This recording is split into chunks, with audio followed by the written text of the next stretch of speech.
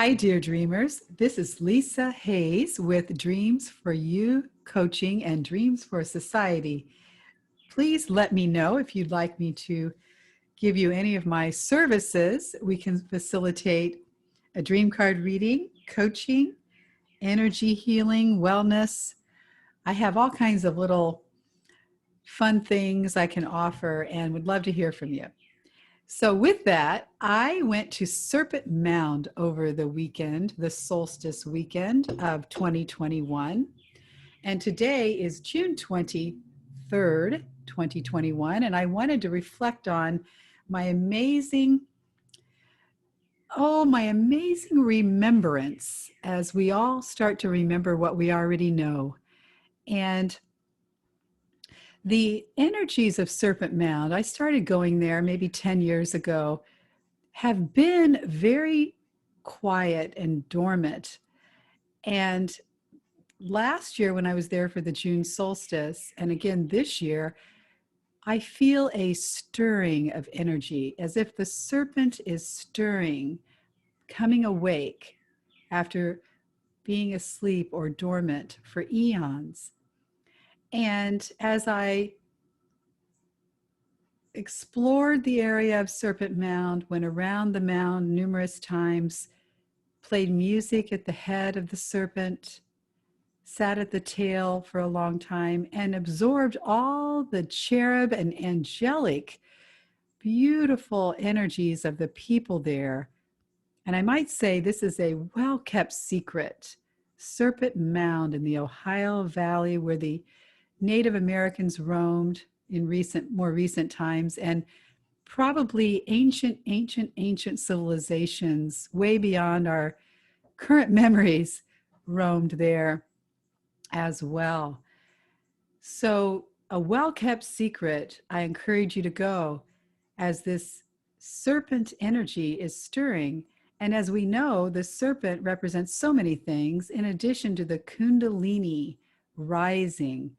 So I'd like to, before I go into some of the things I experienced during the weekend, I'd like to share with you an experience I had on February the 20th, 2012, in a morning meditation, as what I'm remembering from that experience to today at the Serpent Mound, it seems to be happening in the external world with the serpent as I felt it in my internal world on 2/20/2012.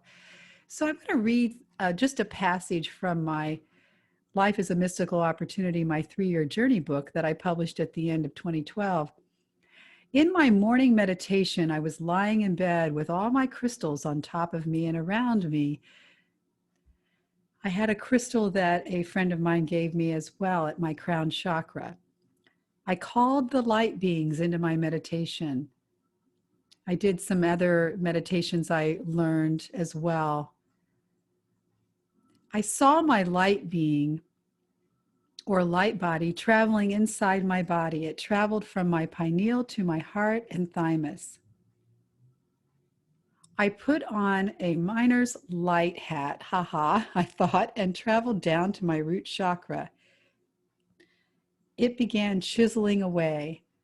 I saw a green snake or serpent. The serpent was the color of the beautiful heart green in my meditations, which is a mix of lime and Kelly green. The serpent was asleep in a coiled position and looked very peaceful.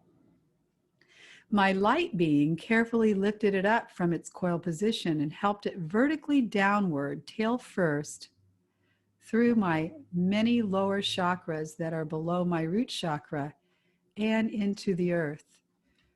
When the serpent's head got down below my feet or thereabouts, it woke up and tried to fight back.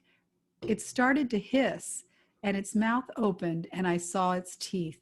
It tried to bite into my physical body to anchor itself, but because it was so far away from its perch, and because my physical body and tissue were light-filled and translucent looking, it could not sink its teeth into my physical tissue. With the help of some of my guides, Mark and Adam in particular, we were able to close its mouth and put a hand on its head to direct it through the opening where its body had gone. It took a bit of tugging and pulling my energy space. I'm sorry, it took a bit of, as you know, I'm reading this, it took a bit of tugging and pulling and pushing, but finally the green serpent went down and beyond my energy space and turned into beautiful light specks. Its beautiful golden energy went upward over my light sphere and into the skies above. It was interesting but not surprising that it stayed asleep just long enough for the light to prevail. At this point in my meditation, I assumed the green serpent was guarding my root chakra to keep the light out. But my assumption was quickly debunked because when my light body traveled back to the serpent's perch, I saw something that the serpent had hidden from my view. For where the serpent had previously lain was a beautiful gold serpent. The gold serpent was shaped and coiled exactly like the green serpent that had slept on top of it. I felt the green serpent was guarding the gold and must have lain there asleep for eons and eons upon eons. I looked at it in awe. How beautiful, but also how rigid and solid looking, I thought. Why is there such a solid formation of gold in my physical body and in my root chakra at that? The next thing I saw was my light being using some type of tool to lift under the gold mold to detach it from its space. Once my light being lifted it free from the wall or floor it lay upon, the gold broke up into a million gold specks of light, swirling and flying throughout my physical body. I remember thinking the gold specks entered every atom and cell of my body, but with intention, I asked that the gold specks enter into greater amounts in certain areas, namely my eyes, ears, knees, hips, so that I could see, hear, and walk more divinely. And with further intention, anywhere else that would benefit. So I had some observations that I wrote in my book. I'm not going to read those now, and I don't even remember what they are because I just reread this for the first time in many, many years, and am now remembering that experience that I had in 2012. Interesting that 222 and a 1, and we're now in 2021. Interesting. So what I'd like to say is, at the culmination of my visit at Serpent Mound, I was with some friends, and I met some friends there and also gathered with 3 other friends. And we did what I would say would be like a square, the 4 of us, not a circle, but a square. And we stated some intentions. We shared some energy challenges we were having. At the end of our discussion, our energy square, I saw a golden capstone, a 3-dimensional golden capstone, like a pyramid shape, go into the serpent at near the head and into, as you can see on this video, into the triangular shape there below the oval. Now, it's up for debate as to whether the triangle is the head or the oval is the head. It doesn't matter for me. What I saw was the golden capstone fly in to that triangular shape. And this was the night of the 22nd. So the night of the 21st, I'm sorry. So the day after the June 20th, Sunday, June 20th solstice.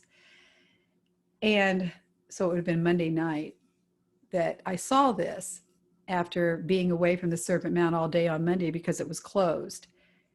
Now, what does that mean? Do I need to really understand that right now? I guess not, because I'm not going to try to figure it out with my head. It will eventually come to me from my inner knowing at a time that I least expect it. However, I didn't expect to see this in my inner vision, this beautiful golden capstone, solid gold, floating down into that triangular spot like a puzzle piece fits into a puzzle, but it went way, way, way down beyond the surface of the earth into the energetics of the serpent. So I have seen, since the time I have visited Serpent Mound, within the last 10 years, several times. And again, I was there at the solstice last year too. I have seen a golden serpent way, way down below the top green serpent mound that we see, just like in my meditation back in 2012. And I just am now, reading this and realizing, oh my gosh. So it's like the green serpent that's, the snake is on top of a pot of gold, in a sense, that looks just like the serpent. What is this gold? Well, for me in my meditation, it was a beautiful energetic that revitalized us, revigorated us, gave us more energy and wisdom and understanding and health and wealth and everything. And I feel like that capstone that went down into this serpent is somehow maybe unlocking or assisting the Kundalini rising of the green serpent, waking it up, the green serpent on top. And once that happens, then what will be revealed is this golden serpent that lies below the green, beautiful snake. Now, I would love to be there when that happens. However, it's already happened. It's just remembering within us that it's happening. So just wanted to share that. And if you have a chance to go to Serpent Mound, go there. And if you have a chance to go there on a special occasion like the equinoxes or the solstices, you will discover, as I did, that the people that are attracted to Serpent Mound during those high energetic days are angelic, cherubs, peaceful, serene, calm. It's just beautiful energetics that the energies there are exchanging with us, and we're exchanging our energetics with it. It's a two-way street. It's a beautiful energetic exchange in a sense. It's not really giving away our energy. It's amplifying each other's perfection.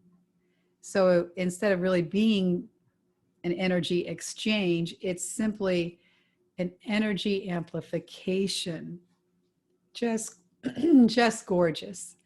And that's what I wanted to leave with you today, how my meditation back in 2012 seems to be related to my experiences at Serpent Mound this last weekend, and the stirring that I feel. I feel the snake is stirring, stirring, stirring. And that is a very good sign. So with that, until next time, love and joy, Lisa.